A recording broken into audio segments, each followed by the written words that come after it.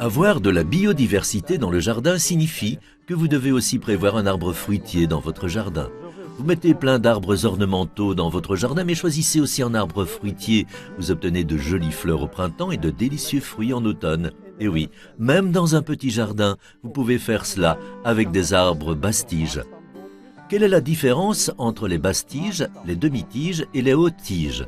C'est l'endroit de la ramification et la racine sur laquelle sont greffées les variétés. Un arbre à basse-tige est greffé sur un porte-greffe faible, une racine faible qui ne devient pas trop grand et elle se ramifie à 50 ou 60 cm au-dessus du sol. La demi-tige se ramifie à peu près à cette hauteur, à 1,5 m. La haute tige monte à 2 mètres et c'est là toute la différence. La haute tige est une greffe qui repose sur un système racinaire plus lourd. La demi-tige se situe un peu entre les deux et la tige basse sur un système racinaire plus faible qui ne deviendra jamais grande. Et dans votre jardin, que ce soit dans un pot, sur un balcon, vous pouvez planter un arbre fruitier à basse tige. Faites attention à bien choisir les variétés de manière à ce qu'elles puissent se polliniser mutuellement pour qu'elles fleurissent en même temps. Il existe des différences dans la période de floraison des pommes. Une semaine plus tôt pour l'une et l'autre une semaine plus tard. J'ai choisi 2 variétés qui se pollinisent facilement l'une l'autre. C'est ce qu'on appelle la pollinisation croisée et vous aurez beaucoup de pommes délicieuses. 2 variétés qui peuvent très bien se polliniser mutuellement. Et les arbustes bas ne grandiront pas. Donc, lorsque vous les plantez, vous pouvez déjà les préparer un peu sur le dessus. Comme ça, les boutons qui se trouvent sur le chemin se transformeront en boutons qui produiront des fleurs et la plante ne mettra pas beaucoup d'énergie pour pousser plus haut. Une tige basse doit juste rester petite. Vous serez étonné de constater combien de pommes peuvent pousser sur un si petit arbre. Et on peut maintenant les retirer.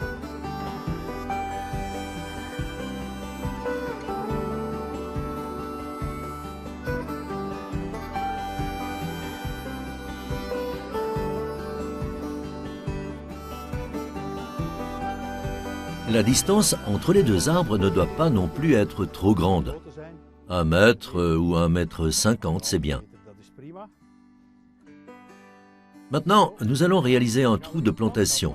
Et ce trou de plantation, je vais le faire un peu plus grand que le pot, à savoir un demi-pot de ce côté et un demi-pot de ce côté. Comme ça, le pot est presque aussi profond qu'une bêche. Je vais maintenant creuser un trou de 2 bêches de profondeur. J'aurai alors vraiment le double du pot, également en volume, et c'est comme ça que nous allons le planter.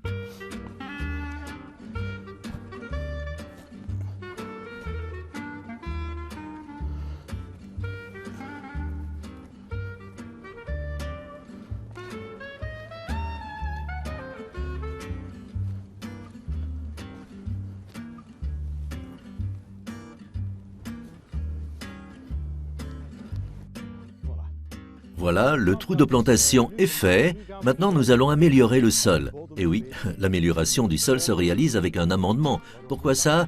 Eh bien, pour rendre le sol un peu plus léger afin que les nouvelles racines puissent trouver leur chemin, parce que c'est un sol assez lourd ici. Et nous devons le rendre un peu plus léger et aussi un peu plus nutritif. Et nous le faisons avec un amendement pour le sol. Et qu'est-ce qui est typique dans tout ça? Il existe différentes marques sur le marché, notamment un amendement pour sol friable, meuble et qui contient un certain nombre de bactéries très utiles pour le sol. Il s'agit ensuite de mettre de l'amendement au fond du trou de plantation et de le mélanger à la terre du dessous. Regardez, la terre au fond est bien meuble, bien friable et complètement mélangée avec l'amendement. C'est ce dont nous avons besoin. Il s'agit maintenant de mélanger la terre qui a été creusée avec de l'amendement pour sol. Les proportions ne sont pas si importantes, mais ne soyez pas trop avare. Vous pouvez ajouter un peu d'amendement car c'est la terre qui sera autour du pot. Quand on la sort du pot, je veux dire les racines de la plante. Vous pouvez voir que ce sont des mottes fermes. Ce sol-là est un peu limoneux, peut-être même argileux, et je vais l'améliorer, le rendre plus léger en le mélangeant avec l'amendement du sol. Vous voyez, il va être un peu plus relâché, un peu plus friable.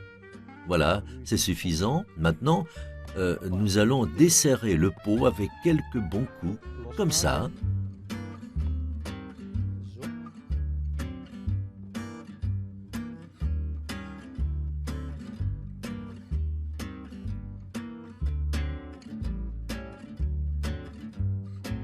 Et on ajoute la terre mélangée.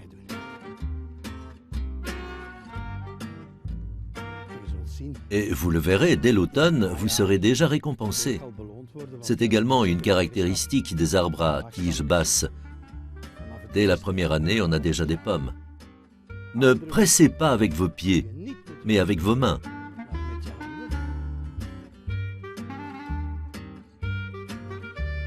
Il n'est pas toujours nécessaire d'ajouter un mât pour arbre, car les arbres bas ne prennent pas beaucoup de vent. Les arbres élevés prennent beaucoup plus de vent et les arbres basses-tiges prennent peu de vent. Et ces racines ne seront pas gênées si l'arbre bouge un peu, mais comme je l'ai dit, pas avec les pieds, plutôt avec les mains. Vous voyez? Voilà, c'est fait. Et maintenant, nous pouvons encore retirer un peu de gazon d'origine en profondeur.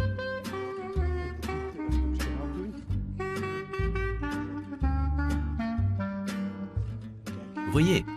Et ça part et ça revient.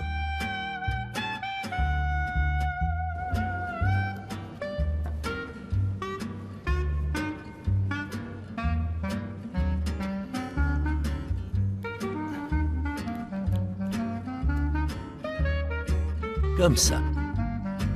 Regardez à quelle vitesse c'est arrivé. Passons maintenant à la seconde.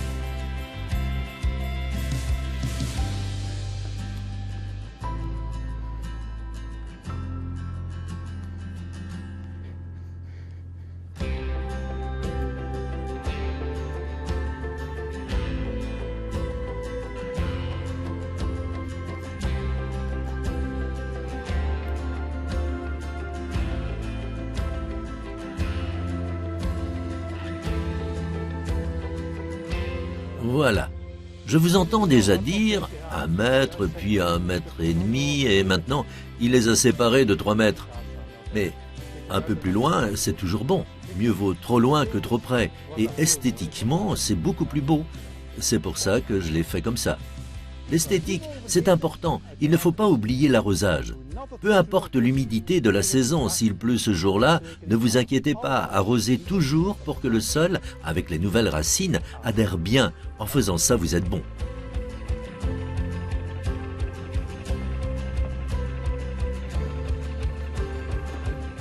Biodiversité, durabilité, on entend tout cela de nos jours, mais ce n'est pas tout. La modération est également très importante dans le jardin, surtout en ce qui concerne l'eau. Et pour cela, je veux savoir combien d'eau je consomme. Vous serez étonné de la quantité que vous utilisez sur toute une saison, y compris l'été, surtout pendant un été sec. Et c'est à ça que sert ce petit appareil. Il suffit de le cliquer sur le robinet et quand je prends de l'eau, on peut constater avec précision ce qui passe par le robinet, on le note, on le garde, on l'additionne et on obtient une bonne idée de notre consommation.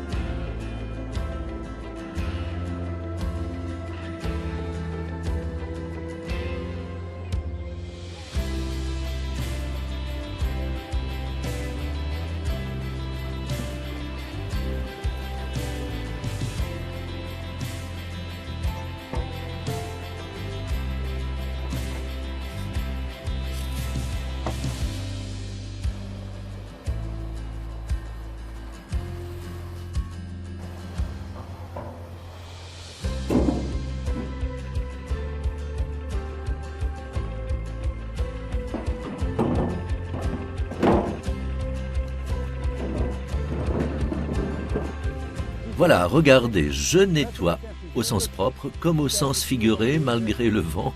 J'en suis vraiment soufflé, bon. Je nettoie ma pelle et je vous retrouve dans le prochain épisode. Et amusez-vous bien dans votre jardin.